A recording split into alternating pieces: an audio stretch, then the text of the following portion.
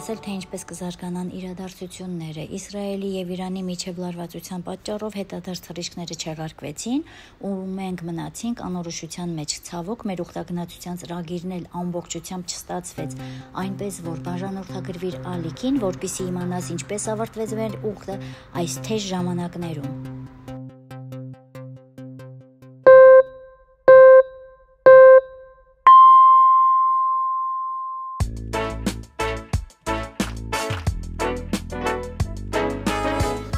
Առավոտ բոլորին, ես ուղևորվում եմ Զվարթնոց միջազգային օդանավակայան, այսօր սկսվում է իմ երկար սպասված ճամփորդությունը, ուխտագնացություն դեպի Երուսաղեմ։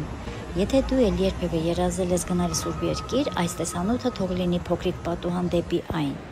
Սա պարզապես ճամփորդություն չէ, սա ուխտ է, ու ես քեզ հրավիրում եմ լինել դրա մի մասնիկը։ Պատրաստ ես։ Գնացինք։ Մենք արդեն թռանք։ Ժամանակին էր նստեցումը, ամեն ինչը կազմակերպված, ինքնաթիռը մաքուր, նստատեղերը հարմար, ոտքերի տեղը, նայեք ինչ ազատ է, շատ ազատ է, հարմար, այն ձև որ ես ավիաընկերությունից դժգոհել բողոքել պետք չի, ժողովուրդ ուղղակի անհրաժեշտ է ավիաընկերության կարգ ու կանոնին ծանոթանալ ու հետևել։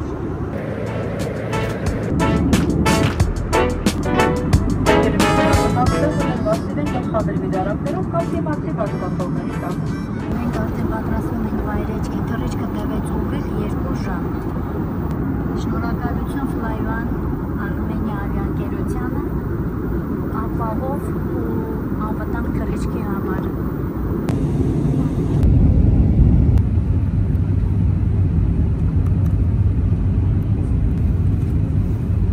Էջկատարից Բեն-Գուրիոն միջազգային օդանավակայանում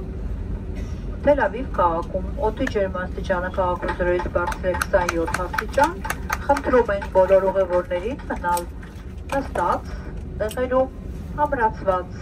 ամրագոտիներով, մինչ օդանավի լրիվ կանգառը և ամրացնել ամրագոտիները լուսատախտակի հանգչելը։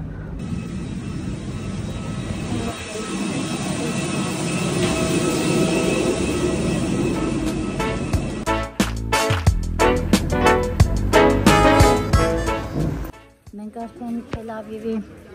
Բեն-Գուրիոն օդանավակայանում ենք, այս սարքերը որ դրված է, ռուսական անձնագիր ունեցող քաղաքացիների համար է։ Անձնագիրը այս ձև դնում են ու վերջ մուտք են գործում Իսրայել։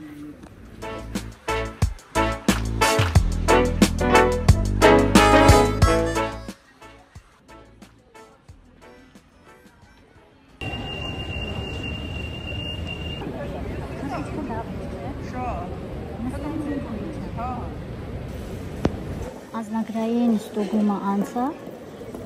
մեզ տվեցին այսենց փոքրիկ մուտքի թույլտվության կտրոններ, որը միշտ պետք է պահեք ձեր մոտ, ամրացրեք, սկրեպով ամրացրեք անձնագրում ու թող այն միշտ ձեր մոտ լինի, որովհետև ցանկացած պահի կարող են փողոցում ձեզ կանգնեցնել, մոտենան ու ստուգեն։ Չմոռանամ ասեմ, որ մուտքի թույլտվությունը կոնկրետ տալիս են օրերով, քանի օր որ մնալու եք, 7 օր, 7 օրով տալիս են։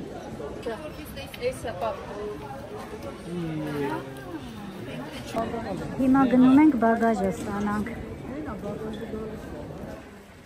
Որ կողմն է։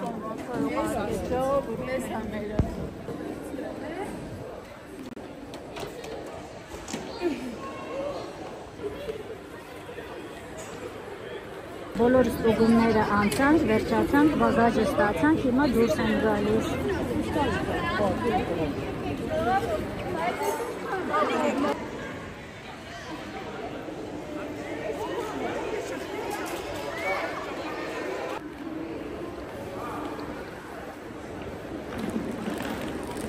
Բարի գալուց Թել Ավիվ։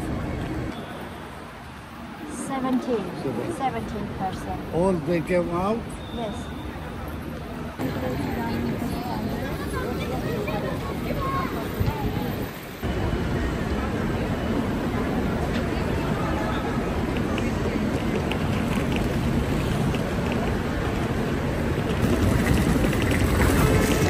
դիմացից գնացողը մեր վարորդն է։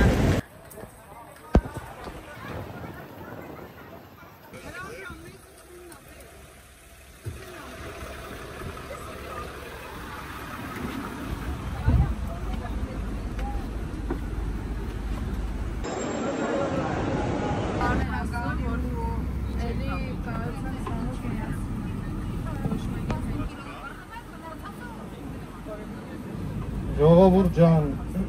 հարկ ասվեք, այս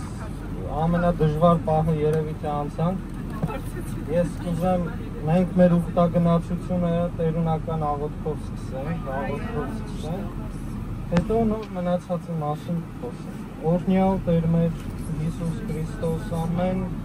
Հայր մեր, որը կինս ես, Սուրբ Եղիցի անուն քո, եկես թե արքայություն քո, Եղիցին կամք քո, որպես երկինս եւ երկրի,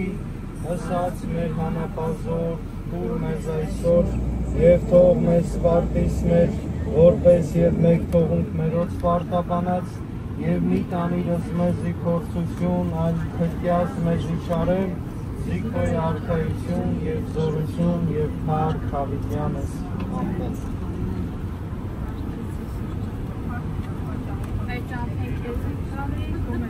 Ժողովուրդ ջան, մի քանի կարևոր բաների մասին խոսեմ։ Տեսեք, իմ խնդրանքը պիտի լինի, որ այս 7 օրերի ընթացքին ամենակարևորը չուշանանք։ Այսինքն, եթե ինչ-որ ժամ պիտի պայմանավորվենք խմբով տեղ գնալու համար, յուրաքանչյուրը փորձենք ամբողջ խմբին չսպասեցնել։